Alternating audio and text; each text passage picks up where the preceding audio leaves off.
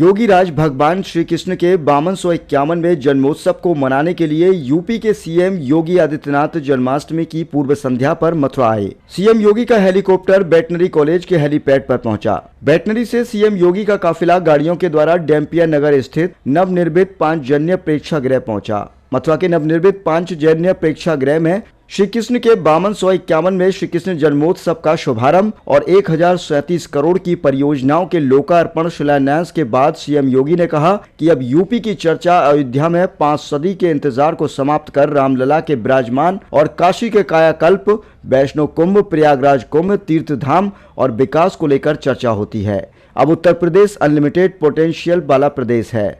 सनातन धर्म और भारत की चुनौतियां एक ही है, दोनों एक दूसरे से खुद को अलग नहीं कर सकते। सीएम योगी ने संतों का आह्वान किया कि समाज को एकजुट करने के साथ जुटना होगा। यदि हमने भूल की, समाज फिर से बटा और जो साजिशें हो रही हैं वह सफल हुई तो हालात खराब होंगे। शास्त्र, दर्शन, साधना पद्धति तभी सुरक्षित हो पाएगी जब सनातन धर्म, देश व हिंदू समाज सुरक्षित होगा। हमें एक एक को जोड़ना पड़ेगा और उन विभाजनकारी ताकतों को बेनकाब करना होगा जो वादों के आधार पर समाज को बांटना चाहती हैं। सीएम योगी आदित्यनाथ ने कहा कि पूरी दुनिया के लोगों में इस भूमि के प्रति अथाह आकर्षण है। जो समृद्धता थी आपके पास है। प्रधानमंत्री नरेंद्र मोदी भी उसी विकास और विरासत की बात करते हैं। हम भगवान श्री कृष्ण का 5251वां जन्म उत्सव मना रहे हैं। दुनिया में कोई ऐसा देश नहीं, मजहब नहीं, संप्रदाय नहीं ऐसा है जो कह सकता है कि उसकी उत्पत्ति इतनी पुरानी है।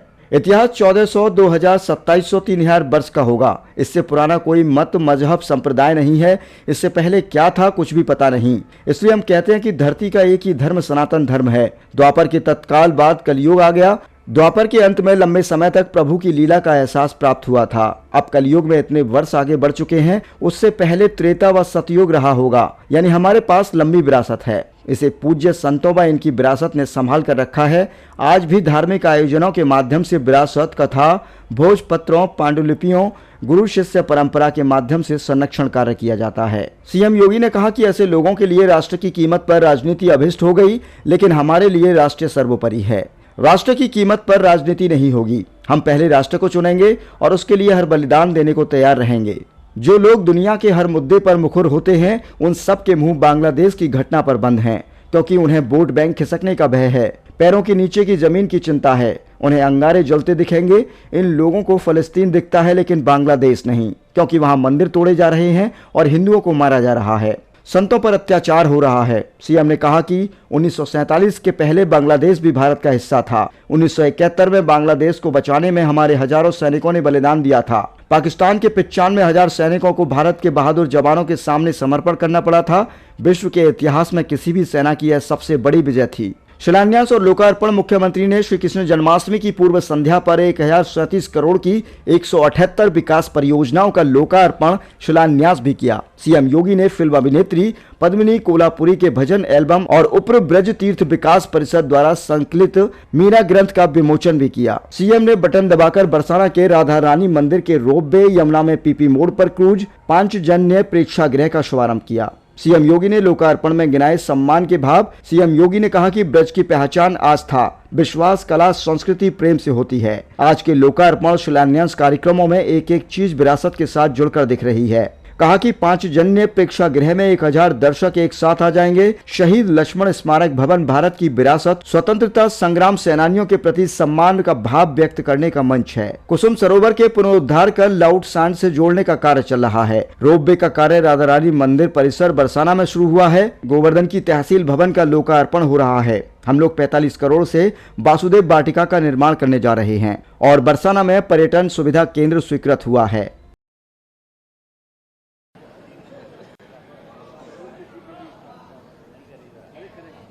राधे राधे।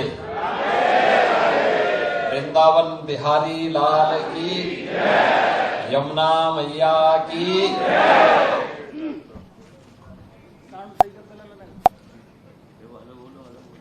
श्री कृष्ण जन्माष्टमी और नंदोत्सव के एक दिन पूर्व आज आयोजित यहां की विकास की तमाम परियोजनाओं के साथ ही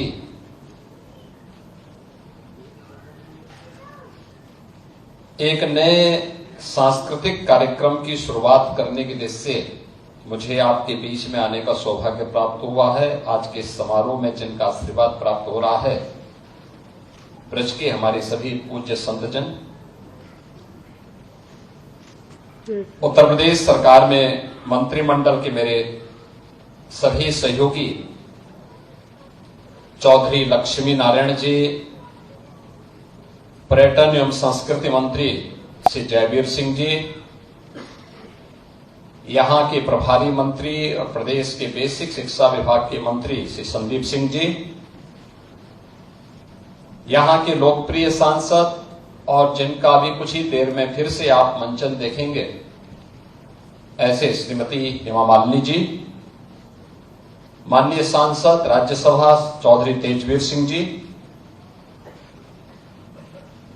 महापौर श्री विनोद अग्रवाल जी, यहां के स्थानीय लोकप्रिय विधायक और प्रदेश सरकार के पूर्व मंत्री पंडित श्रीकांत शर्मा जी,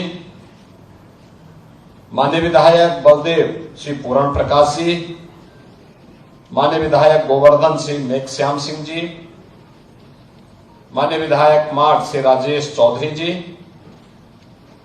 विधान परिषद के माननीय सदस्य श्री ओम प्रकाश सिंह जी, चौधरी योगेश सिंह जी, जिला पंचायत अध्यक्ष श्री किशन चौधरी जी, ब्रज तीर्थ विकास परिषद के उपाध्यक्ष श्री शैलजाकांत मिश्र जी, उत्तर प्रदेश बाल अधिकार संरक्षण आयोग के अध्यक्ष डॉक्टर देवेंद्र कुमार शर्मा जी, भारतीय जनता पार्टी के हमारे जिला के अध्यक्ष श्री निर्भय पांडे जी, महानगर अध्यक्ष श्री घनश्याम लोधी जी, क्षेत्रीय महामंत्री श्री नागेंद्र सिकरवार जी, भुवन भूषण कमल जी, आज के इस भव्य आयोजन में यहां पर उपस्थित ब्रज क्षेत्र के मेरे सभी उपस्थित बहन और भाइयों, मैं सबसे पहले आप सबको श्री कृष्ण जन्मोत्सव और नंदोत्सव की हृदय से बधाई देते हुए आज आप सबकी कृपा से आदरणीय प्रधानमंत्री जी के मार्गदर्शन में हमारे इस मंच पर उपस्थित जो हमारे माननीय जनप्रतिनिधि हैं, यहाँ के लोकल सांसद, स्थानीय माननीय विधायक, अन्य जनप्रतिनिधियों के सहयोग से जो विकास की योजनाएं यहाँ के लिए प्राप्त हुई हैं, उनके लोकार्पण का सौभाग्य मुझे श्री कृष्ण जन्मोत्सव के एक दिन पूर्व प्राप्त हो रहा है।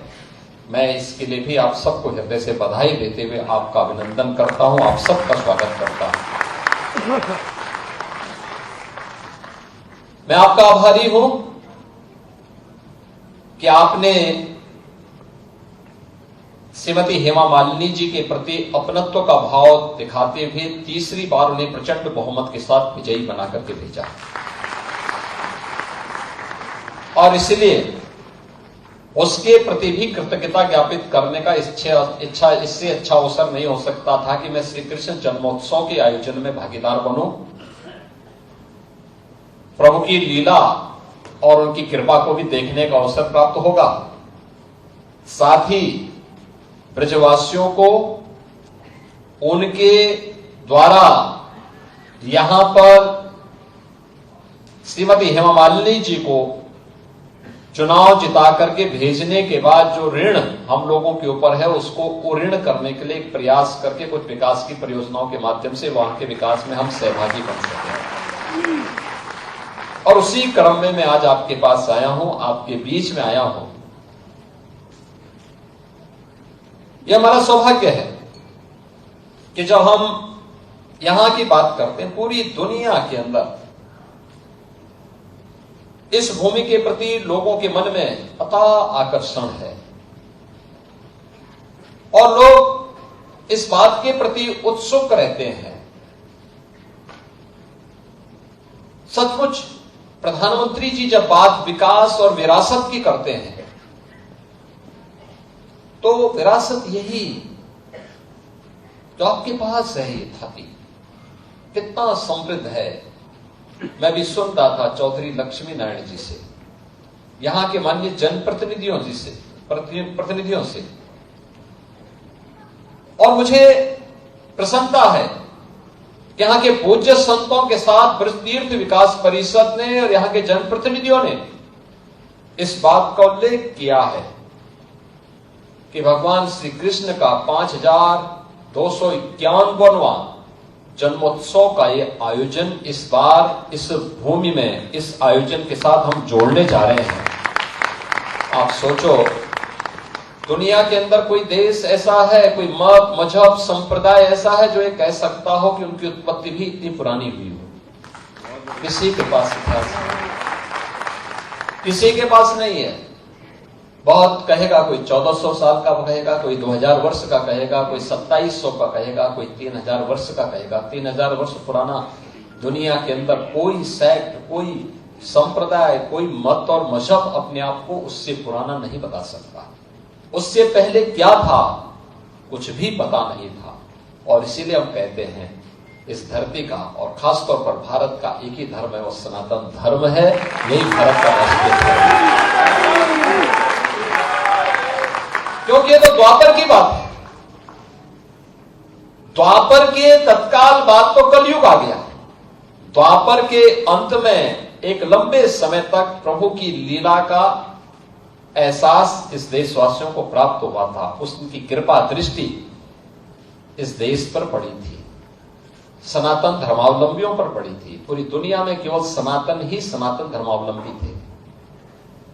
और वहां से यात्रा प्रारंभ होती है। कलयुग में हम इतने वर्ष आगे बढ़ चुके हैं। याद करिए, उससे पहले त्रेता रहा होगा, उससे पहले सतयुग रहा होगा। एक लंबा इतिहास, एक लंबी थाती विरासत हमारे पास, जिसको हमारे पूज्य संतों ने, इनकी विरासत ने संभाल करके रखा है। और आज भी अपने धार्मिक आयोजनों के माध्यम से, इस प्रकार के आयोजनों के माध्यम से इस विरासत के संरक्षण के लिए, कथा वार्ता के माध्यम से, भोजपत्रों के माध्यम से, पांडुलिपियों के माध्यम से, गुरु शिष्य की परंपरा के माध्यम से उसके संरक्षण का काम